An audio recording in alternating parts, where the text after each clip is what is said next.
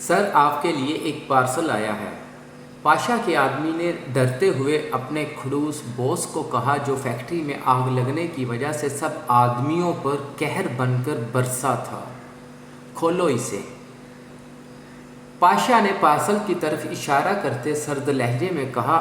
آدمی نے پارسل کھولا تو اندر ایک باکس میں کچھ تصاویر تھی۔ آدمی نے وہ تمام تصاویر پاشا کے سامنے ٹیبل پر رکھی۔ پاشا نے ان تصاویر کو دیکھا تو ایک دم اس کے چہرے کے تاثرات تبدیل ہوئے تھے۔ شیرو، یہ تم نے اچھا نہیں کیا۔ پاشا نے تصویر میں موجود عباس کو دیکھتے ہوئے کہا جو پٹرول کو وہاں پڑے ہتھیاروں پر چھڑک رہا تھا۔ اسی تصویر کے پیچھے لکھا تھا، تمہارا شیرو واپس آ گیا ہے پاشا۔ پاشا کی آنکھوں میں خون اتر آیا تھا۔ شیرو نے آتے ہی اس کا بہت زیادہ نقصان کر دیا تھا، اب آگے پتہ نہیں کیا کرنے والا تھا۔ پتہ لگاؤ شیرو اس وقت کہاں ہے، پاشا نے اپنے آدمی کو حکم دیتے کہا اور خود وہیں آنکھیں موندے صوفے سے ٹیک لگائے بیٹھ گیا۔ ماضی۔ علی اور عباس دونوں گھر سے کافی دور آ گئے تھے۔ اندھیرا ختم ہوتا جا رہا تھا۔ دونوں تھوڑی دیر رکتے اور پھر بھاگنے لگتے۔ کہاں جانا تھا اس بات سے دونوں انجان تھے۔ ہم کہاں جا رہے ہیں؟ عباس نے خالی سڑک کو دیکھتے ہوئے علی سے پوچھا۔ پتہ نہیں، علی نے جواب دیا اور ایک درخت کے ساتھ ٹیک لگائے بیٹھ گیا۔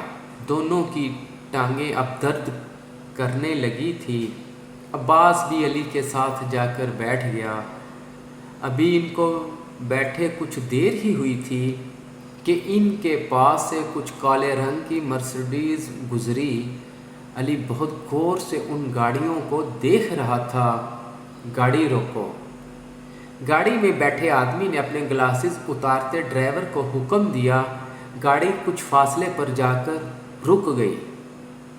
تیسری گاڑی کا دروازہ کھلا اور اندر سے ایک خوش شکل آدمی باہر نکلا جس کی عمر لگ بھگ 40 سال لگ رہی تھی۔ وہ آدمی چلتا ہوا علی اور عباس کے پاس آیا۔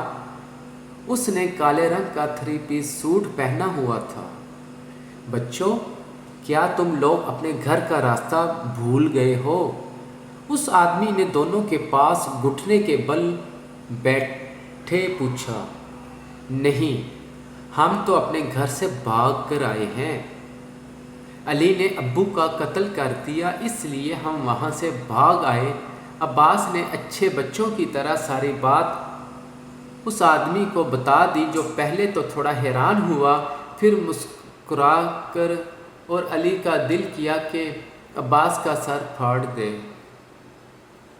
انکل، ہم اپنے گھر چلے جائیں گے، یہ جھوٹ بول رہا ہے، چلو یہاں سے۔ علی نے عباس کو بازو سے پکڑتے کھڑے کرتے کہا اور وہاں سے جانے لگا۔ اگر تم لوگ چاہو تو میں تمہاری مدد کر سکتا ہوں اور میں وعدہ کرتا ہوں تم دونوں کو پولیس سے بھی بچا لوں گا، کسی کو کچھ بھی پتہ نہیں چلے گا۔ اس آدمی نے کہا۔ علی کے قدموں کو بریک لگی۔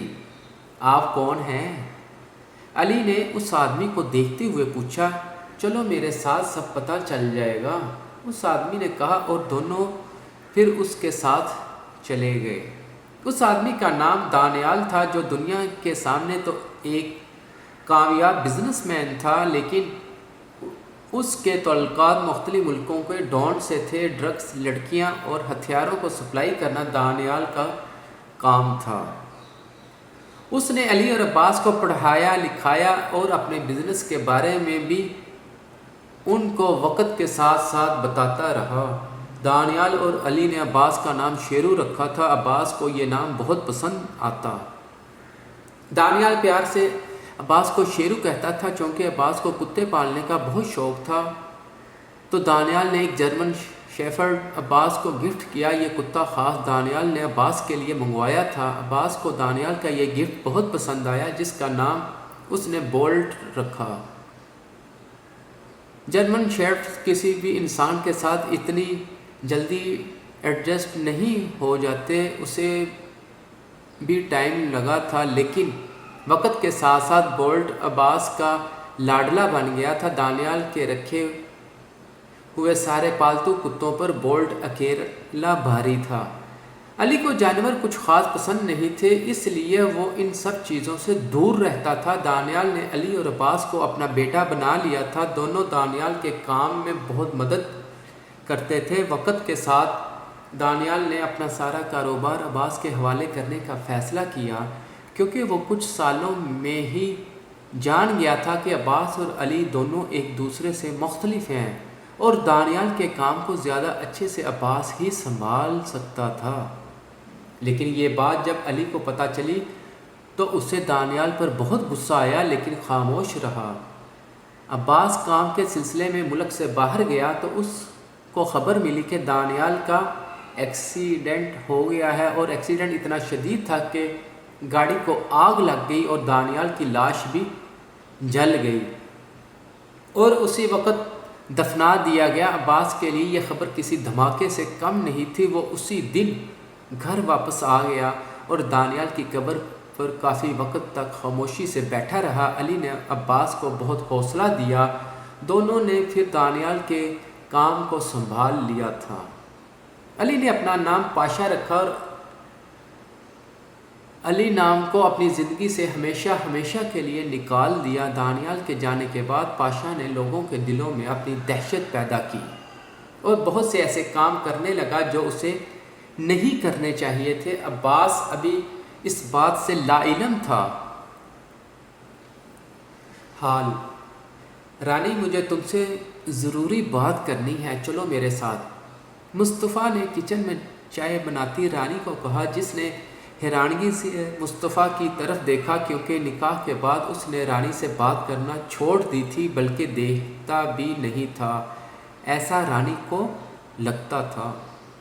جو بھی بات کرنی ہے آپ یہی کر لیں، میں آپ کے ساتھ کہیں نہیں جاؤں گی۔ رانی نے دو ٹوک انداز میں کہا، ٹھیک ہے تو سنو، تم شاہ میر سے طلاق لے لو۔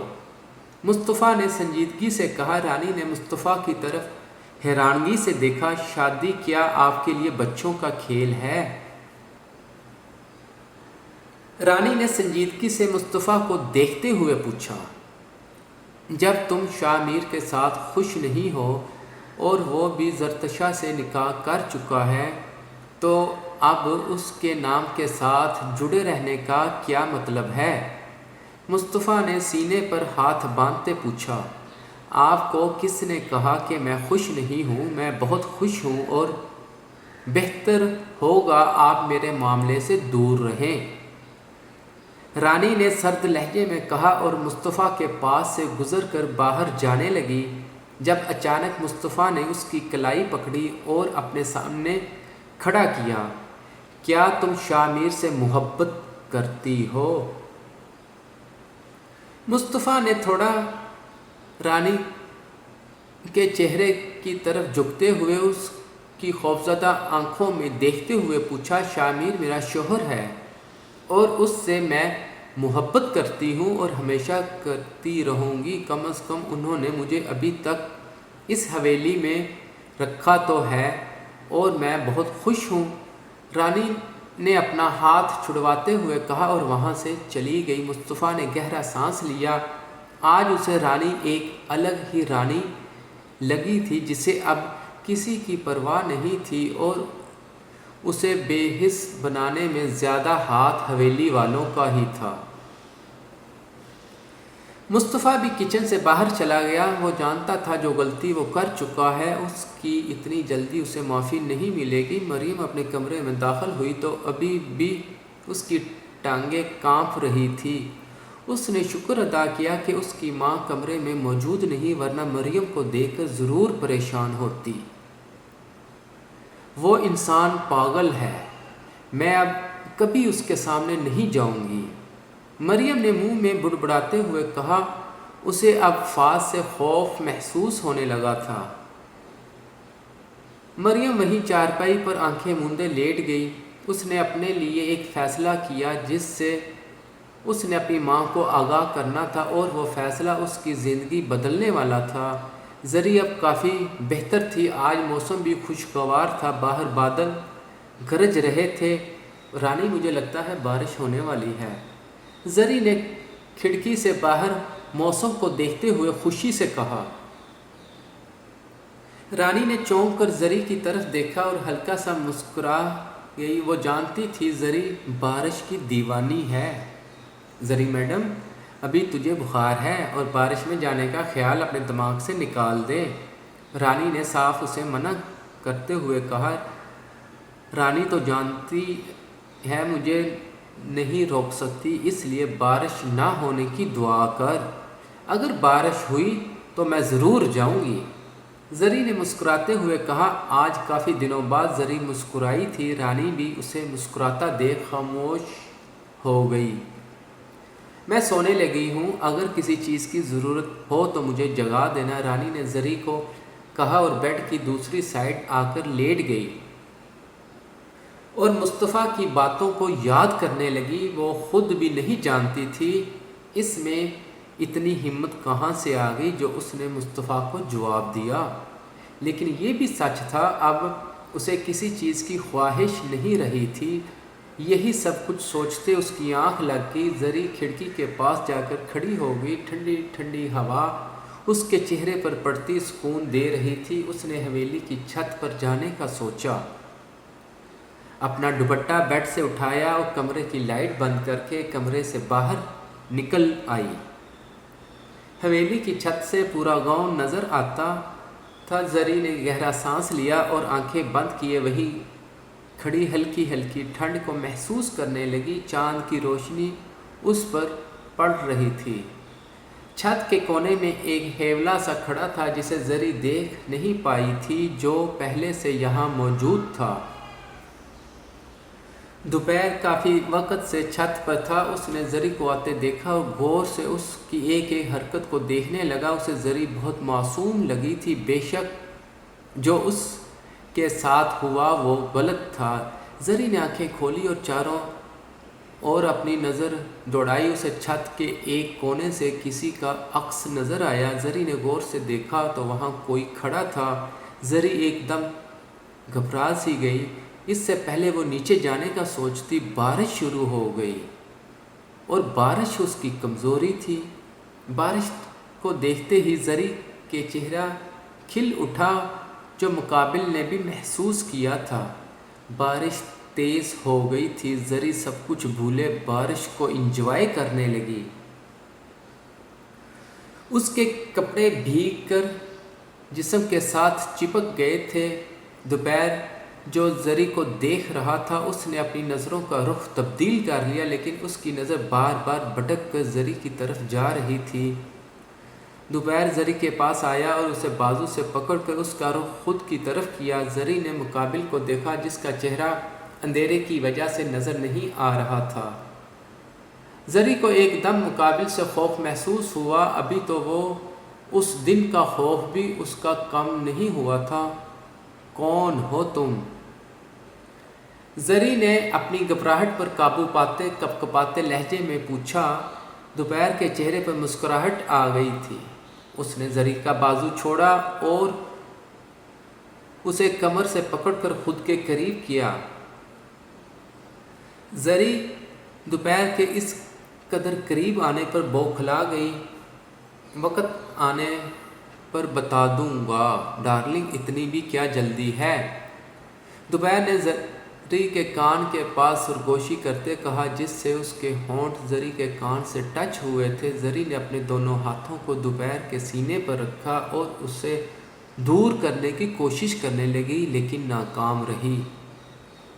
جاؤ نیچے، ابھی تمہارا بخار ٹھیک نہیں ہوا، دوپہر نے زری کو چھوڑتے سنجیدگی سے کہا۔ زری بھاگتے ہوئے وہاں سے چلی گئی۔ اس نے پیچھے مڑ کر نہیں دیکھا۔